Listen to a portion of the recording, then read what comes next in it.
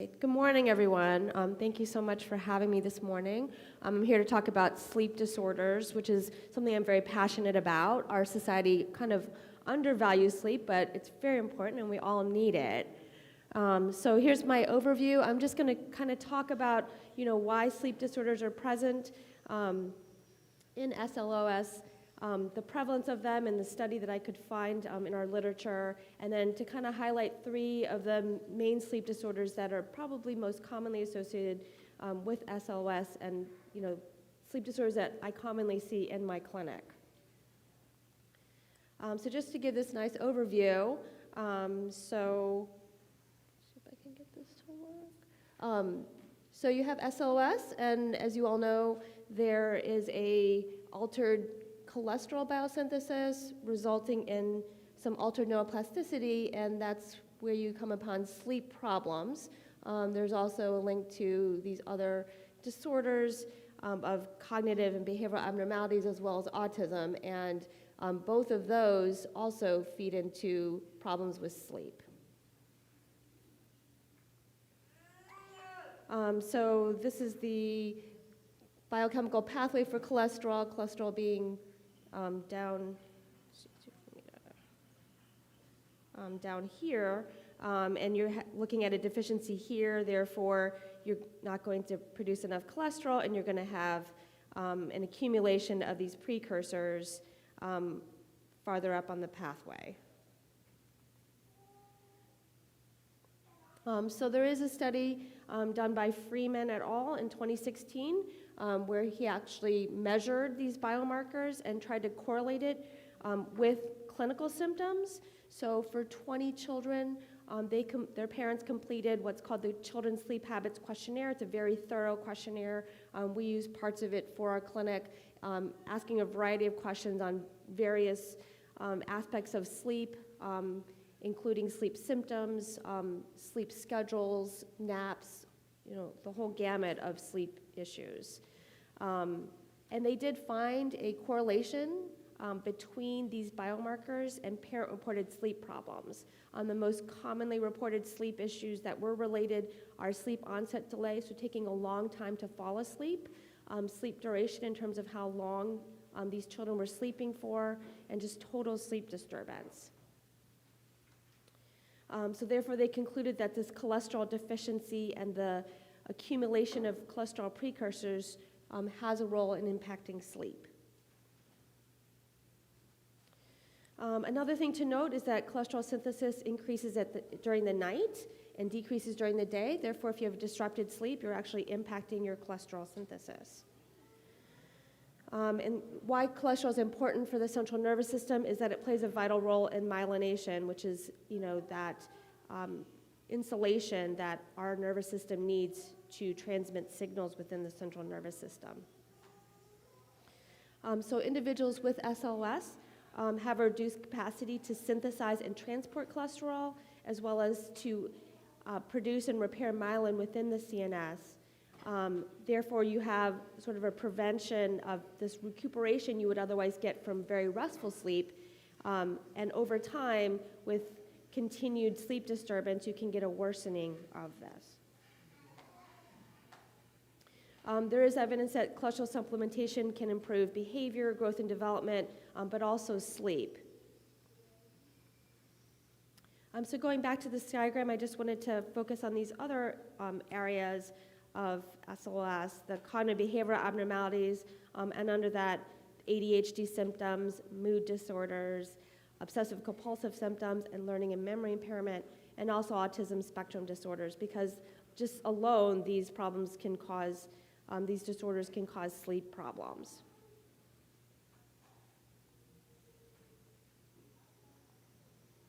So in general, children with ADHD have a lot of difficulty with sleep. They have difficulty falling asleep and staying asleep.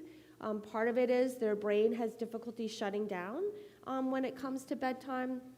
It also can be related to medications that they're already on, such as stimulants, which may be working overtime and making it difficult for them to fall asleep. Kids with ADHD are also hyperactive and can be very restless at night, and this can also impact their sleep.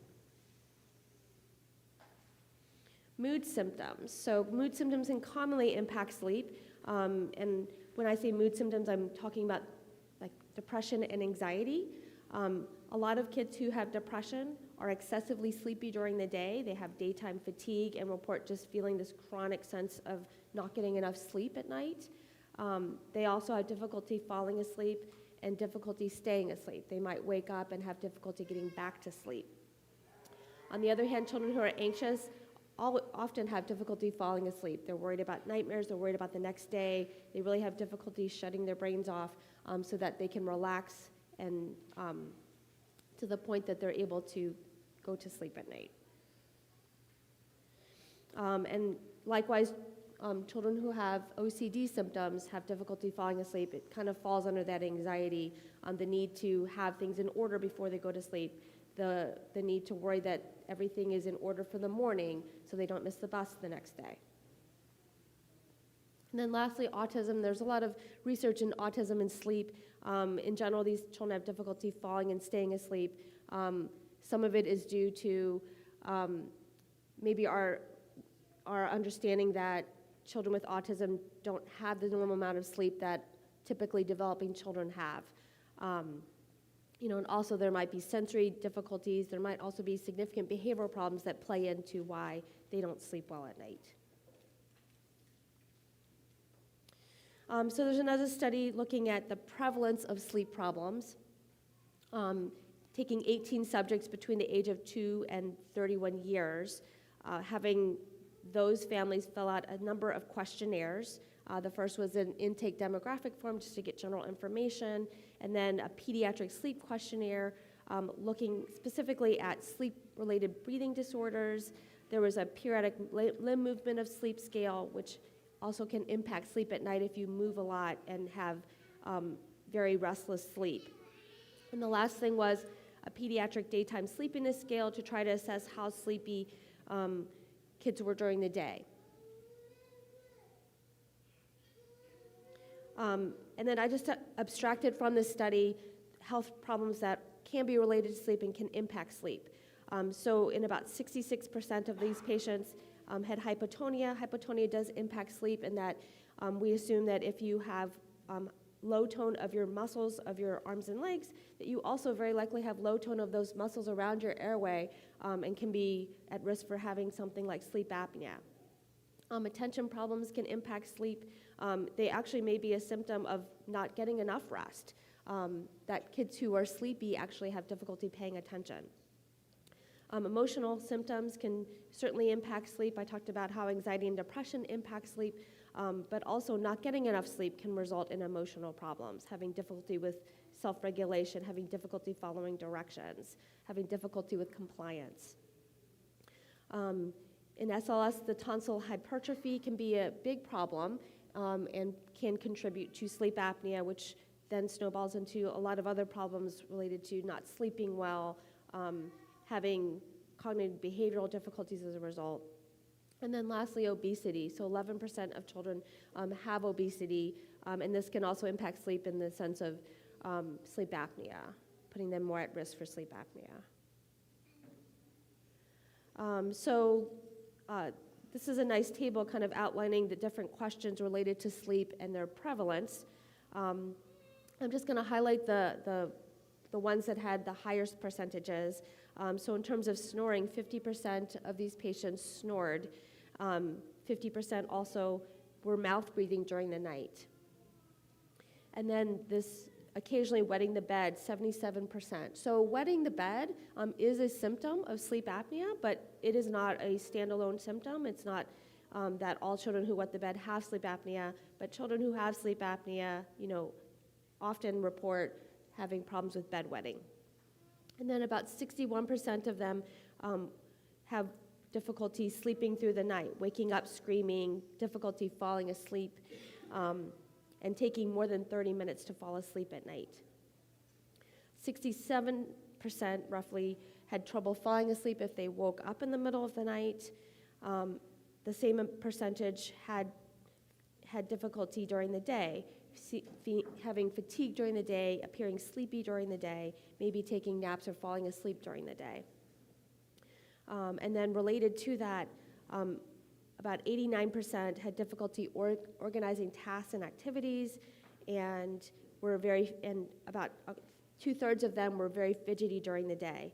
So this could be misinterpreted as having ADHD, when in fact it's really just because of the lack of sleep. So why are sleep problems really difficult and challenging for clinicians? And I think one of the problems, and it's not the only one, is that families aren't asking their doctor for help, whether they don't think their doctor could be helpful or whether they're not aware that the doctor could provide recommendations, medication, or referrals. So here's kind of an example from my county of, moms groups and, the types of questions they're asking fellow moms instead of like going to their doctor. This one, for example, is asking about the cry it out method and whether it's fine or whether people agree with it. Here's another one asking about sleep regression, so a 3-year-old who used to sleep through the night and no longer does. Here's another one, about a 16-month-old, and they're trying to do sleep training and transitioning this child from co-sleeping in their crib. And then here's another example of someone who refuses to sleep, an 8-day-old, without being held, so having that strong sleep association with the parent. These are all issues and problems that we discuss in my sleep clinic, and so I just wanted to kind of highlight some of the barriers we have to providing the best sleep care to families. So I guess secondly, on our side, doctors are not even asking patients about sleep. I think in general, sleep is asked very frequently for infants and toddlers maybe, but I think after that, it's not a common question that's asked in a normal well-child visit. A lot of training programs don't even require physicians to get sleep training, and the training they get is very minimal. They don't do regular rotations through sleep medicine. And then a lot of doctors aren't trained for behavioral interventions, and I think behavioral interventions are so key in the very beginning stages of when children start developing sleep problems. And then I guess third, we don't have a lot of sleep medication trials in children. They're very limited. A lot of our information about sleep is based on adult studies, or just clinical experience. I think melatonin is the only medication out there that has the most trials and most information out there. So I'm just going to run through a few of the most common sleep disorders, both in our clinic and that are found in SLOS. So insomnia is a big one. The definition of it is difficulty falling asleep, staying asleep, or even waking up too early. There are a lot of behaviors that can interfere with sleep, such as even worrying about falling asleep or trying too hard to fall asleep. It actually requires someone to be relaxed enough to be able to lay down and go to sleep. There's a lot of tension about sleep, either pressure from families or pressure from children themselves, knowing that sleep's important, and if I don't sleep, I'm not going to be able to function as well during the day. I could miss out on something during the day, whether it's educationally or socially. And then that runs into daytime problems, difficulty functioning in the school setting, difficulty functioning with peers, often feeling tired or moody or very irritable. I saw this in Parents Magazine, which is a widely read magazine, and their comment was, "This sounds about right, that new parents are in for about 6 years of bad sleep." And my heart goes out to families about this, because I just want to say there's hope out there, there's treatment, there are a lot of things you can do so that parents are getting the sleep that they need as well as getting their children to sleep at night. So let's start and talk about some sleep strategies.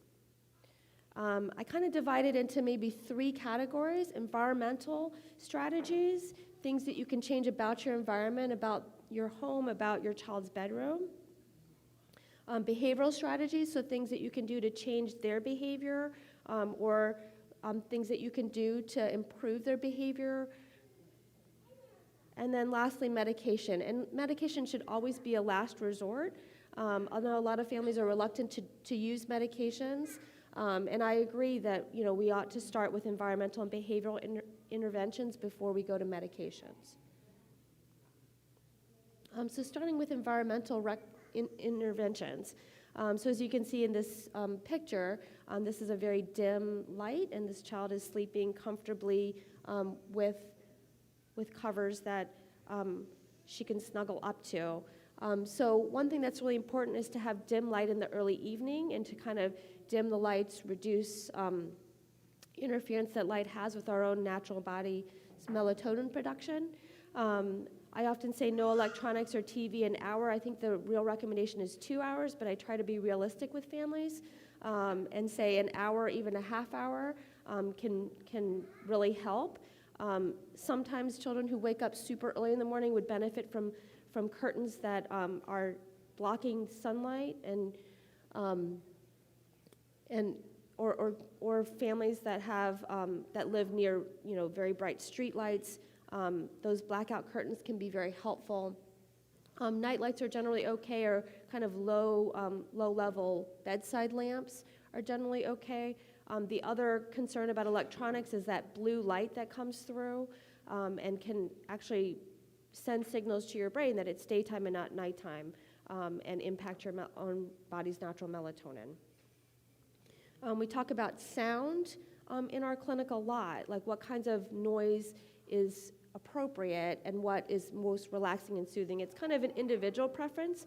There are plenty of people and children who prefer to sleep in complete silence, but a lot of times white noise can be helpful even in someone who's very sensitive to noise or is a light sleeper. Even having like a white noise machine outside the bedroom door can be very helpful to kind of block out random noises that occur through the night. Nature sounds are very popular. There are even some apps that have a variety of noises, even street noises, for people who live in the city. And then classical music is a great one because it's kind of this boring, repetitive noise that can play all night long. We try to recommend that if anyone has noise, that instead of being on a timer to have it play all night long, there's a lot to be said about sleep onset association. So the things that we fall asleep to help us sleep through the night. We all wake up during the night, but if we wake up, we hear the noise, we hear the music that we have fallen asleep to, that tends to be more helpful. And then comfort items. So the official term that we use is transitional objects, so things like stuffed animals or special pillows or blankets, having that be a comfortable environment, and that's also a very individual thing in terms of like what is comfortable to one child may not be for another. But they are very important and they help kids transition to sleep. The temperature of the room can be real important. Some people prefer it to be really warm. Some people like it cold and to be under covers. But just trying to individualize and find what's most comfortable for patients is the important thing. A consistent sleep schedule. So a lot of times school schedules start earlier, and then people assume that on weekends we can be more lax and let kids sleep in. But in a sense, we're kind of creating a situation like a shift worker, and it makes Sunday night, Monday morning really difficult. And so it's actually better to try to stay on that same sleep schedule or even vary it by a half hour, an hour at most, going to bed at the same time and getting up at the same time, both on weekdays and weekends, both during the school year and during the summer. And a big one, I guess, is avoiding caffeine. It seems pretty straightforward, but there's a lot of caffeine in products that you may not realize, like chocolate, like coffee and tea, a lot of kids like sweet tea, for example. And I try to tell families that if they really like tea, there's decaffeinated versions, just to try to limit that as a problem with bedtime. So moving on to behavioral interventions. One thing that a lot of people neglect is the importance of physical activity in the early evening. Physical activity is great for reducing stress. It also helps children to kind of wear off some of that extra energy that might occur right at bedtime, especially with the sunlight being later and weather getting warmer around here. Physical activity in the early evening is a great way to help with sleep. Establishing a bedtime routine, and I have kind of an example here. Some children benefit from having this physical checklist, and you can put anything that is typical for your family. We can start with cleaning up toys, having a bath time, putting on pajamas, brushing teeth, using the potty one last time, and then doing stories. And then a lot of parents are in bed with children reading stories, doing prayers, having one last snuggle time, those kinds of things. But all these things just in their order help children kind of organize their minds and reduce some of that bedtime resistance, that these are the things I'm going to go through, and then when I get to the end, that's when we turn out lights and ideally mom and dad leave. Bedtime fading. So there are a lot of issues with children needing their parents and then parents falling asleep with children, or children coming, to parents' beds. My behavioral psychologists that I work closely with do a great job with helping parents fade their presence, whether it's by briefly stepping out of the room or gradually physically moving away from a child's bed, whether you're in bed with the child, then sitting on the child's bed, then sitting on the floor, then sitting on a chair across the room, to sitting right outside in the hallway. And then, being very mindful of how you speak to a child in the middle of the night, because some of them coming out of their room, some of them having difficulty sleeping, is attention seeking, and trying to be as neutral as you can about, it's time for bed now, let's get back in bed, let's go back to your bed, which can be really difficult in the middle of the night when children are waking up and parents are exhausted themselves, trying to be neutral about it. And then sometimes it's really helpful to be in connection with a behavioral specialist who can kind of help problem solve on a more regular basis. And working with a behavioral specialist can help with a lot of sleep and behavioral concerns that impact sleep. This is a resource that I love referring families to, this book. It's probably best designed for elementary, middle school age children, and it has to do with children who have a lot of anxiety about bedtime. It is something that you can read together. There are little games and activities, card games that go along with this book. I just want to do a brief mention about Actigraphy, because it's a tool that we use in our clinic to try to assess sleep in a more objective way. So what it is it's a watch, and this is an example of a couple of watches that can be used for Actigraphy. They are just like wristwatches. They don't provide feedback in the immediate, but we can have the children wear watches for a 2-week period of time. They come back in, we download the information, and it gives us a lot of great insight about what's going on at night. It's best for children who don't sleep with their parents, so parents aren't sure exactly what's happening, especially in adolescence. It tells us what time they fell asleep, how long they were asleep for. It tells us how frequently they wake up and how long those wakings are. There's also a monitor on there for sunlight, so we can tell if the child was, had lights on and was up, and what they were, and how that could impact sleep. They typically wear it for a 24-hour period of time. You can take it off during the day. We pair it with a sleep log just in case somebody was sitting very still watching a movie, for example. It is completely just motion sensitive, so it's just based on how much motion a child makes. So it doesn't give information about sleep apnea, and it does not give information about the type of sleep someone is getting, whether it's deep, slow wave sleep or just lighter stages of sleep. But it's just another way that we assess sleep without having someone sitting at the bedside taking notes. So we do have a large number of medications that we can offer to families depending on other comorbid problems. I'm not going to go into a lot of detail about the different medicines. I'm just going to highlight the different ones. I typically start at the top and then gradually end up at the bottom sometimes. Melatonin is the medication I usually start with. I think it's the safest medication we have out there. A lot of families feel comfortable with it because it is sort of a natural hormonal medication. I do want to caution people and families that it's not FDA regulated, so there's a lot of variation in how much melatonin you get even within the same pill bottle.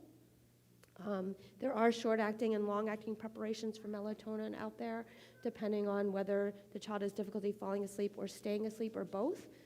A lot of times we go to the clonidine and the guanfacine, especially in children who have ADHD, because these are medications that are prescribed for ADHD as non-stimulant medications.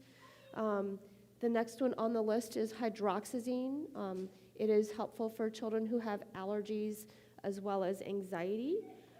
So it has often been used already for those kinds of problems.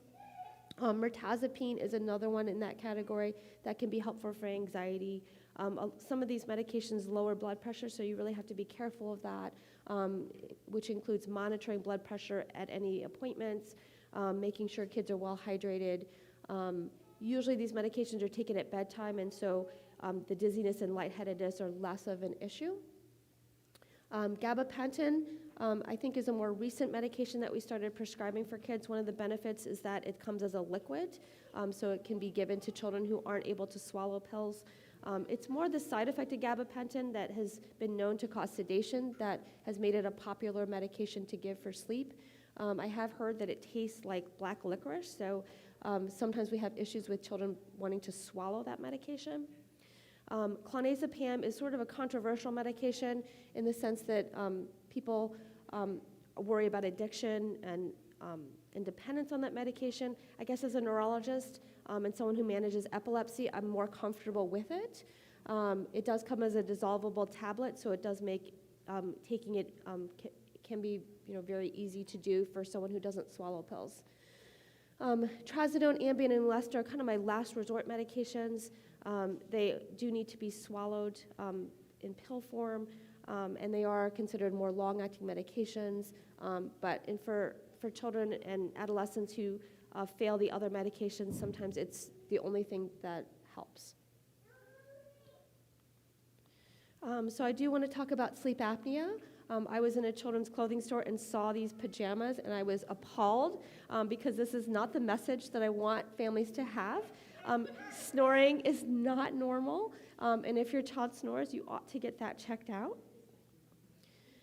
So what is obstructive sleep apnea? It is loud snoring. Oftentimes, families report pauses in breathing or even gasping for air, choking, coughing at night. Morning headaches can be related to sleep apnea. Daytime sleepiness is commonly reported in children who have sleep apnea. As a result, daytime behaviors, behavioral problems, attention issues are all part of having obstructive sleep apnea. Sweating can be a problem with sleep apnea, as well as bedwetting that I had mentioned before. But again, bedwetting is not the only symptom that should make someone think about sleep apnea. There's also central sleep apnea, which is less well known and less commonly reported because it's really the brain not giving a signal to the body to breathe. So there are more pauses in breathing, but there can be gas exchange abnormalities and resulting daytime sleepiness. How do we diagnose sleep apnea? Unfortunately, the best way to diagnose it is to do a sleep study. That's not to discount the physical exam, which is also really important, looking at things like enlarged tonsils, having ENT look for at adenoids, because those can also present a blockage of the airway. Floppy airways can be a problem, especially if you have someone with low tone. And then just to talk about the sleep study. So sleep studies are things that we often do in our lab here. And then you can see there's a lot of equipment needed to get a sleep study done. So a lot of times families come asking me for a sleep study and say their child's just not sleeping at night. And when I think about all the pieces of equipment that child needs to be able to tolerate a sleep study, I usually put the brakes on it and try to get more information to see if there really is snoring, if there is excessive daytime tiredness. We have the ability to do what's called desensitization. So that's working with one of our behavioral therapists and gradually practicing putting on all of this equipment. And once a child is able to successfully put all the equipment on, then they get an appointment for our sleep lab. So every single one of these pieces of equipment that we have on a child for a sleep study is really important to assess different aspects of their sleep. We do have but we have a partial EEG that we put on, and we put all this wrap on it just to prevent kids from easily pulling electrodes off or dislodging things, or if they roll over, we don't lose information that we have. So the electrodes are important for helping us to stage sleep, so we're able to give a very accurate representation of slow wave sleep, REM sleep, the type of sleep, how much sleep a child is getting, whether they're awake or they're asleep. We have these monitors on their nose. They are nasal cannula that just sit right inside the nostrils. They give information about airflow, about CO2. There is an electrode that's placed, on the chin that helps us know muscle tone, which gives us information about REM, also teeth grinding. We have belts on the chest and the abdomen that monitor breathing. There is an EKG electrode that sits on the chest, and there are also electrodes on the legs looking at leg movements. So like I said, every single part of what we put on is really important, and so having a child be able to tolerate all this equipment is necessary for us to get good information about their sleep. If there's a child who has trouble sleeping, then we really don't get much information out of a sleep study because we primarily need to know what's going on while they're asleep. So what do you do if somebody is diagnosed with sleep apnea? For children, it's kind of the first line is to go to ENT and be assessed for a tonsillectomy or adenoidectomy. That, in a sense, can be curative and can completely resolve their sleep apnea. In cases that it isn't curative or it isn't possible or the tonsils and adenoids are not an issue, going to CPAP or BiPAP and wearing this mask, which there are lots of versions of the mask. There are nasal masks, there are full face masks, there are what's called nasal pillows, which just kind of sit right under the nose. And again, I often refer some patients to my behavioral psychology colleagues to help practice tolerating the mask and help with compliance. And I guess another one that's less popular in children but more commonly seen in adolescents and adults is going to a dentist for a special dental device. The whole purpose of the dental device is to kind of pull the jaw forward and increase airway space. There is a lot of concern about young children having something in their mouth that could potentially block their airway, but it is something that we use to treat sleep apnea. Something easier said than done is weight loss. So if a child is obese, like trying to have them lose weight can significantly improve sleep apnea. It's just not something that's really easily done. So I also want to talk about restless leg syndrome, pyrrhic limb movement disorder. They kind of go hand in hand in terms of how they're diagnosed. Restless leg syndrome is more of a clinical diagnosis based on the clinical report of feeling restless at night or having pain in their legs at night. I think it's often hard to get that kind of story from families or from children to report that their legs are actually what's bothering them at night. So the leg pain can be at night. It can also be during the day at rest. I often ask, like if you're sitting and watching a movie, if you're sitting on an airplane where you're kind of required to sit still, like do you have this urge to move your legs? Do you have pain in your legs? And a lot of times the reason that children have pyrrhic leg movements or restless legs is because of their diet, having low iron, having a poor diet because they are picky eaters, or being on medications that actually might lower their dopamine or block dopamine, can all contribute to having pyrrhic limb movements or restless legs. So our number one treatment is iron supplementation, which also runs into the issue of constipation. I know at other centers, not ours, but they actually do IV iron infusions, but I try to just go with the oral iron supplementation. There is evidence that even a multivitamin with iron, which is a low of iron, can have an impact. So I often at least recommend starting there, and then dopamine agonists like ropinirole are sometimes used. There's a lot of side effects associated with them, so we really try to stick with iron supplementation if we can. So when is a referral to sleep clinic warranted? So when should you see a sleep specialist?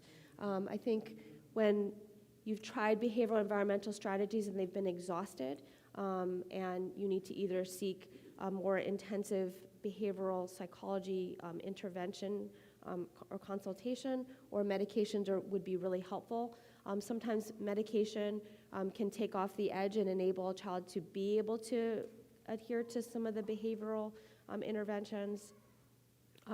If a child has had undesirable effects of medication that has been tried, if the primary care doctor isn't comfortable any further with management or medications, and then lastly, if a sleep study has been recommended, or the sleep study is abnormal, the next step would be to kind of meet with a sleep specialist and figure out what the next steps are. So what happens if you come to a sleep clinic appointment? In our center, we have multidisciplinary sleep clinic appointments.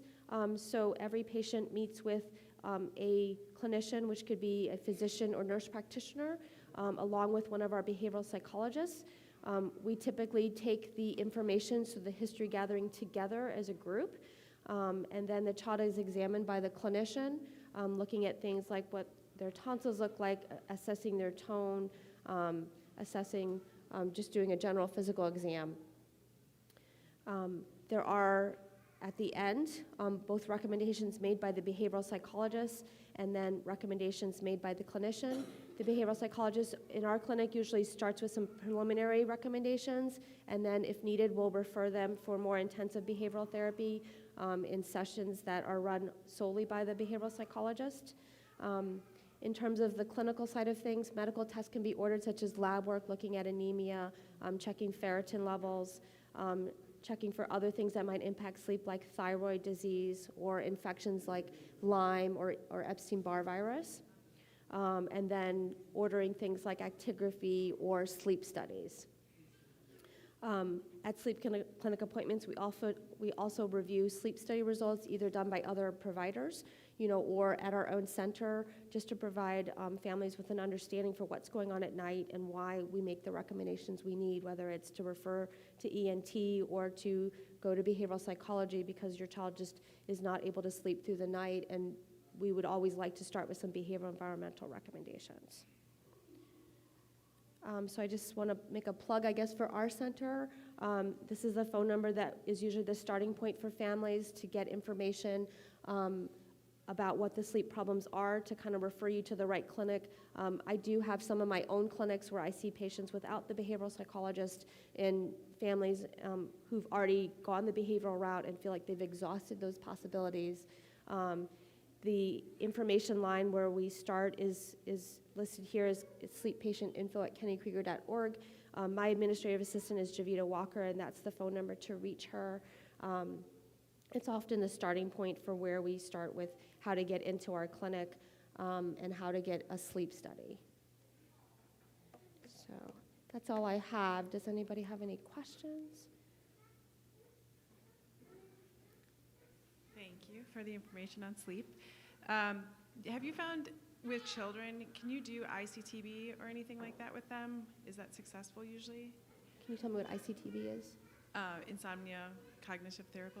Oh, yes. So there is something called CBT for insomnia, cognitive behavioral therapy for insomnia, and it is something that we do often. I guess I don't manage that part of it often because I have my nice behavioral psychology colleagues. So it is like learning things like progressive relaxation, progressive muscle relaxation, guided imagery, breathing strategies. One of my psychologists likes to demonstrate in our clinic about if you hold a cupcake in front of you and pretend like you're blowing out the candles, to teach kids how to do that nice deep breathing. Okay, thanks.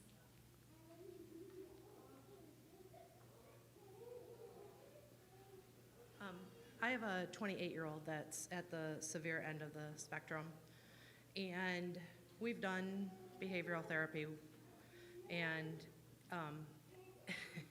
didn't work. But we have the blackout shades, the everything.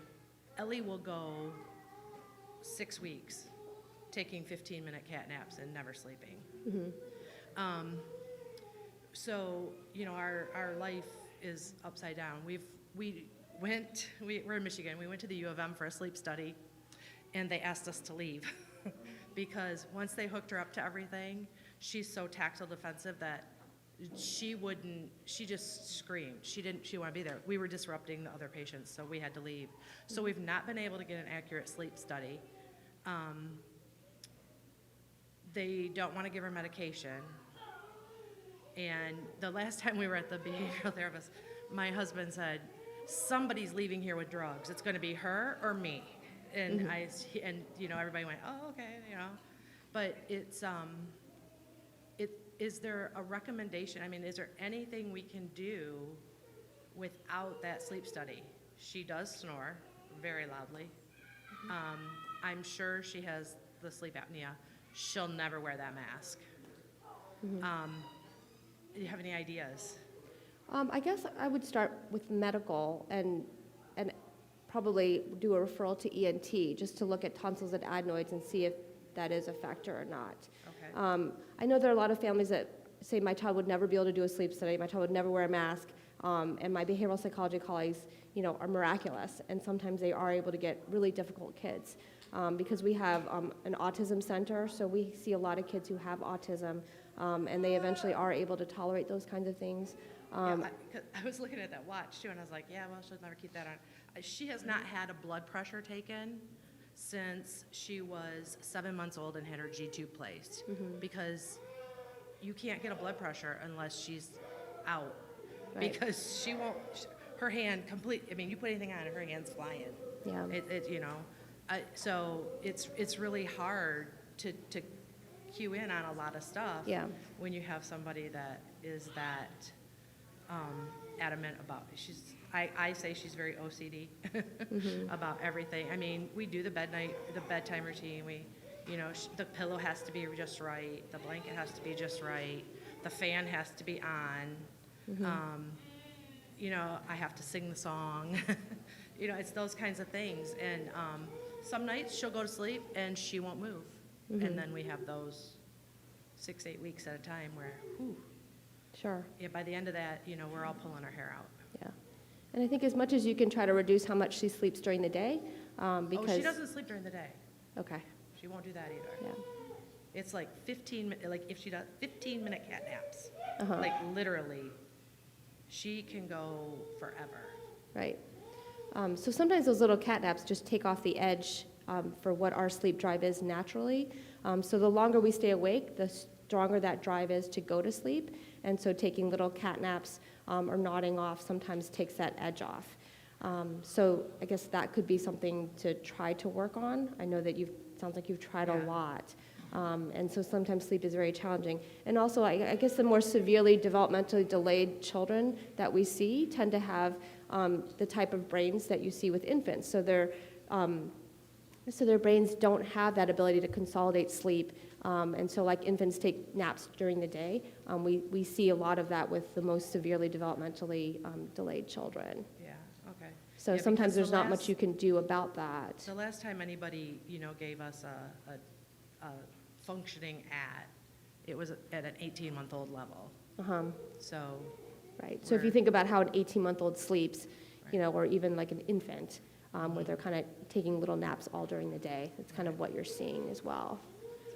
So, I mean, some of it ends up being kind of lifestyle, and, it's like the difference between a child who goes to school versus a child who's homeschooled. I mean, you can be much more flexible with their schedule. They can take a nap during the day if they need to, but because of the way our school system works, they need to be awake during the day. High schoolers need to be up early in the morning, which kind of works against their own biological natural rhythm.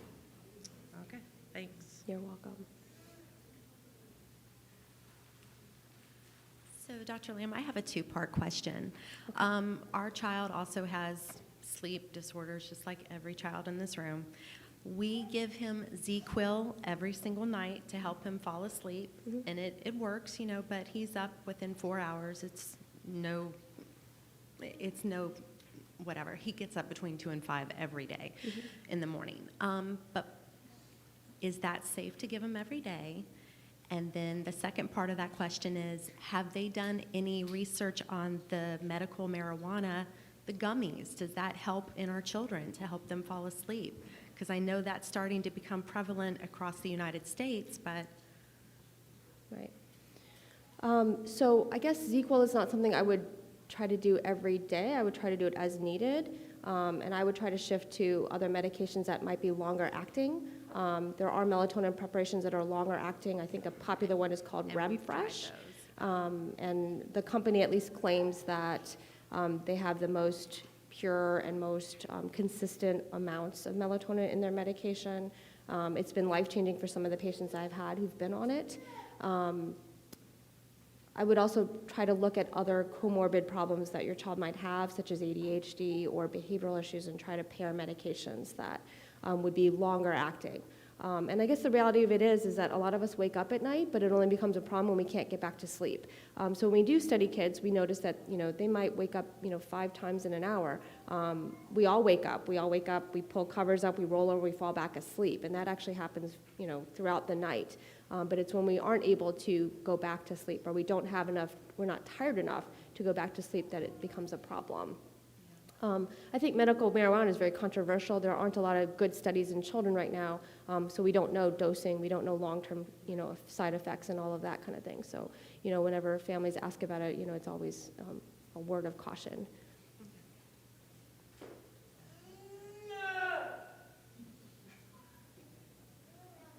Anything else? I have a question. I have an adult, SLO, she's 47. Sleep apnea, she snored a lot throughout most of her adult life, and I knew she had sleep apnea, but they didn't want to do the test because they didn't think she'd hold still. We had 2 or 3 tests. She finally laid still long enough to get it done. Then they said they wouldn't keep the mask on. It took a little while, but she leaves the full mask on all night long, doesn't want to take it off. Mm-hmm. She was sleeping during the day a lot, and now she doesn't. Anxiety medication, I think, also helped us. I told that to calm her down, antidepressant. But the issue is finding a mask and a cushion to fit because of the shape of her head. Mm-hmm. When you get a child's mask, it's just the nose, and that doesn't work because of her nose and just doesn't get the proper air. So we have to do the full mask. Mm-hmm. But it just, when she gets into, I don't know if it's REM, but her jaw drops, and then it leaks a lot.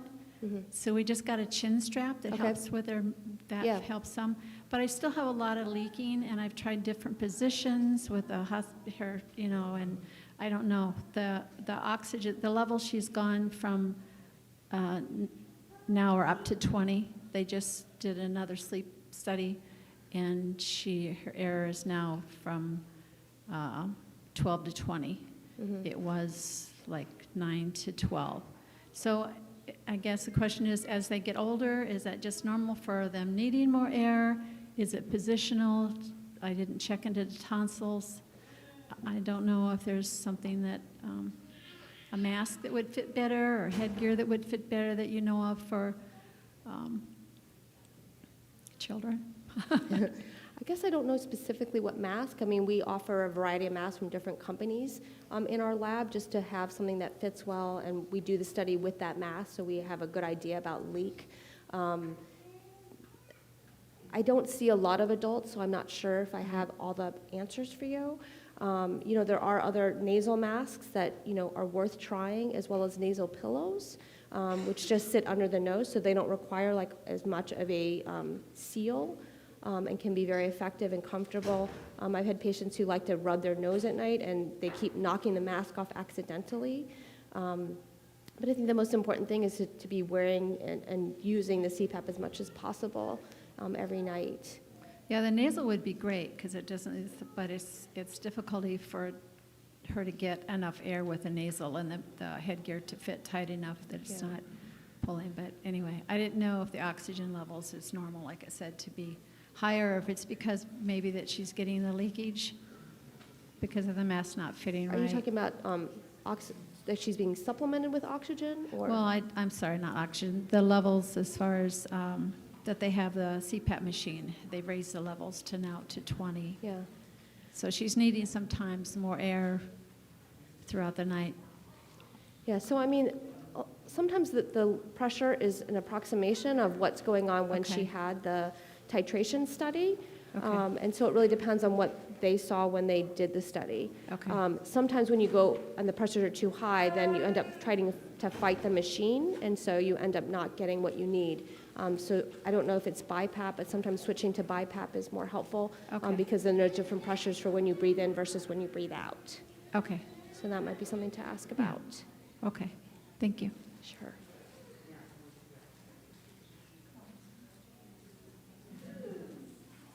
Anything else? All right, thank you so much for your time this morning. I appreciate it.